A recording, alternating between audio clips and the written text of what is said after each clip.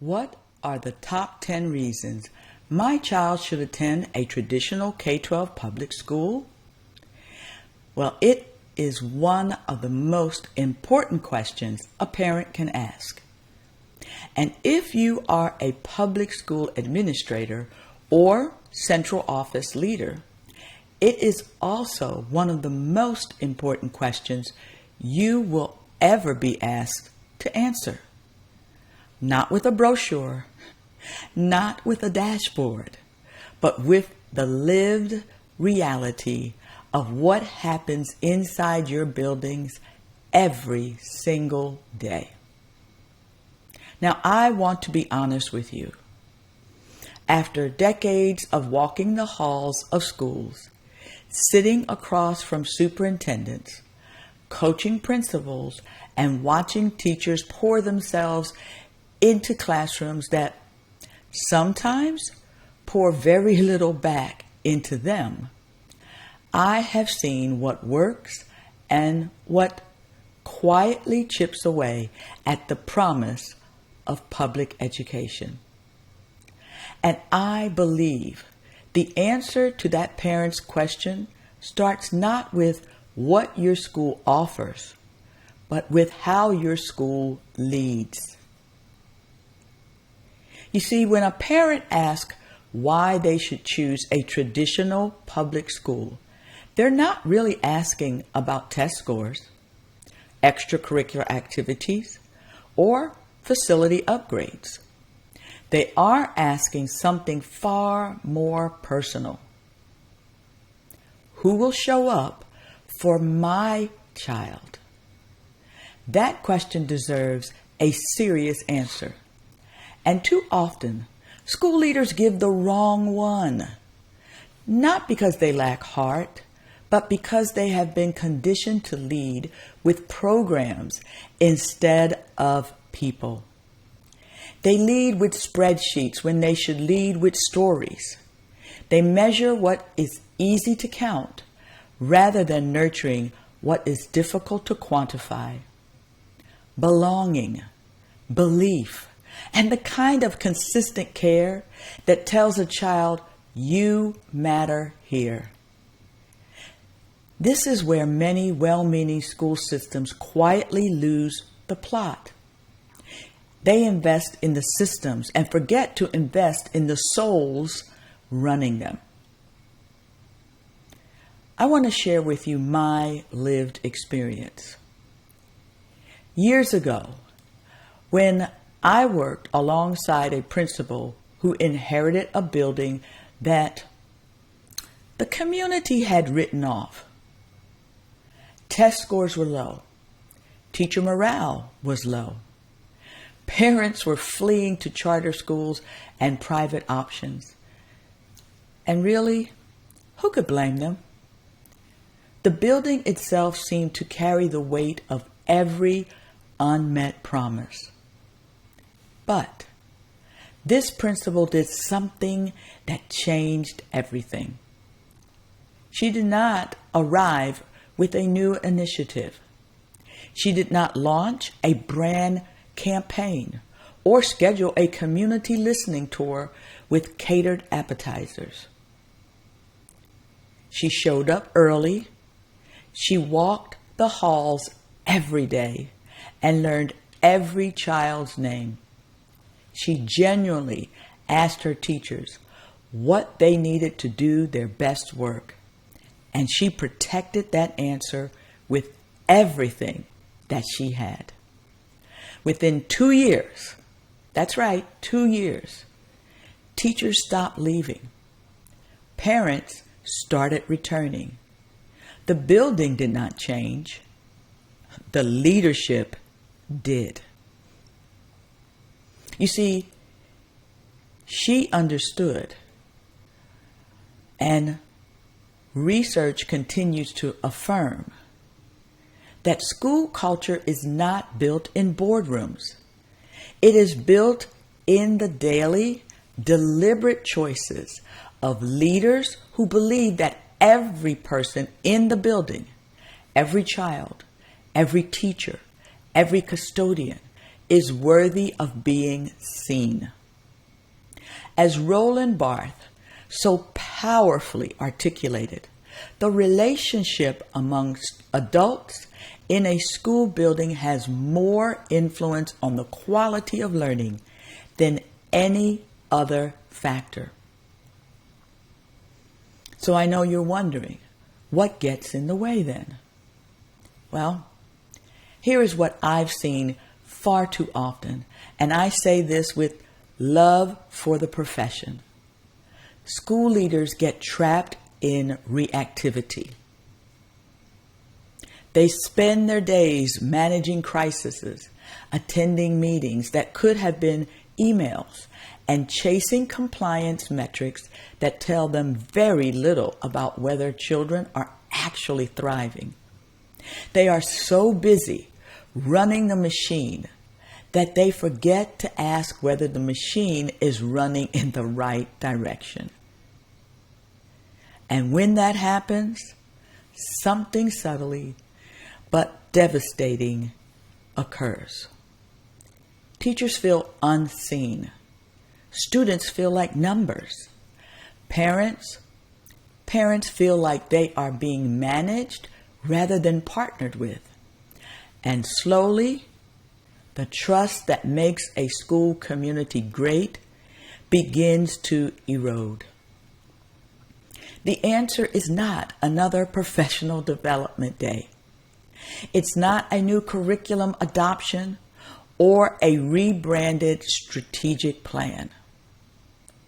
The answer is intentional leadership, the kind that slows down long enough to ask the right questions, listen to the real answers, and build systems that center the humanity of every person they serve. As one of my favorite authors, Brené Brown, reminds us, you can't get to courage without rumbling with vulnerability. Public school leaders who are willing to be honest about what is not working, who are willing to sit in the discomfort of hard feedback and still stay committed, well, those are the leaders who transform schools. Traditional public schools, at their best, are not just educational institutions. They are the democratic promise made visible. They are where the child of a farm worker sits beside the child of a physician, and both are told, you belong here, and we will fight for your future. No other educational model makes that promise at scale. The National Education Association reports that public schools serve more than 49 million students across the United States, representing every zip code, every language, and every background. That reach is not a liability. It is a legacy. When administrators lead with intention, when they build cultures where teachers feel valued, where counselors have caseloads that allow them to actually counsel, where every child's name is known and their story is honored, public schools become something extraordinary. They become the proof that equity is not just an aspiration, it is an outcome.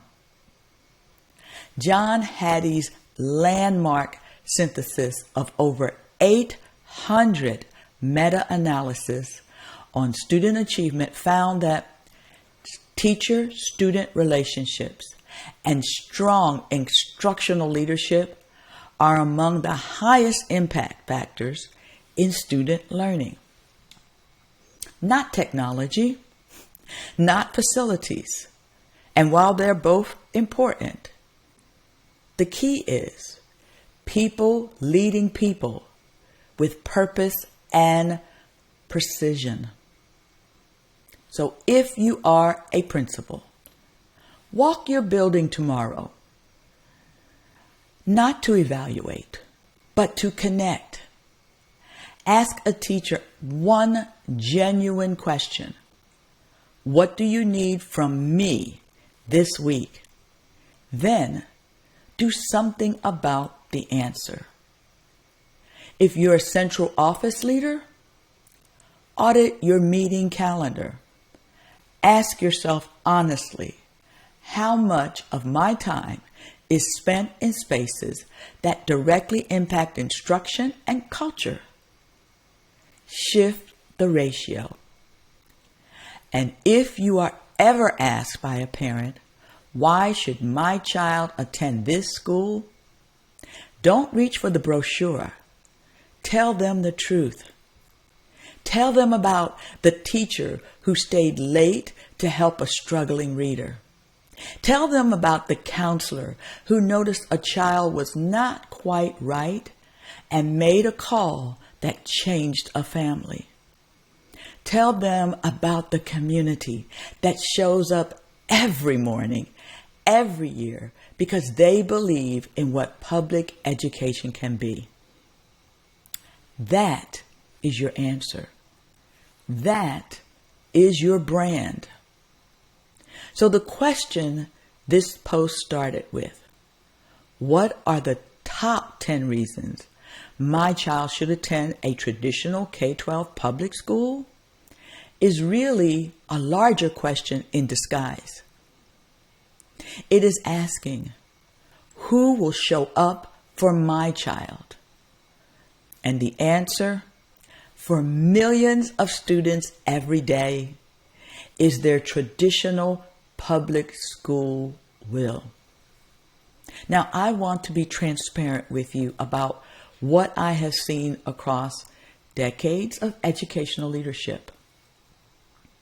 When administrators lead with intention, when teachers are supported and seen, and when schools are designed around the needs of every child, traditional public schools are among the most powerful institutions in the world. They are not perfect, and no institution is. But the commitment, the community, and the capacity they carry are extraordinary. So as you explore your options, visit your local schools, sit in the classrooms, ask the principal your hardest questions, look into the eyes of teachers, counselors, and coaches who have chosen to serve your community, and then ask yourself, what does my child need to flourish? Because when students are well led, they learn well, and your public school is ready to lead. So I know you're wondering, now what? Well, what is the one thing you will do this week to remind a teacher, a student, or a parent why your school shows up for them? Share your commitment with a colleague who needs to hear it.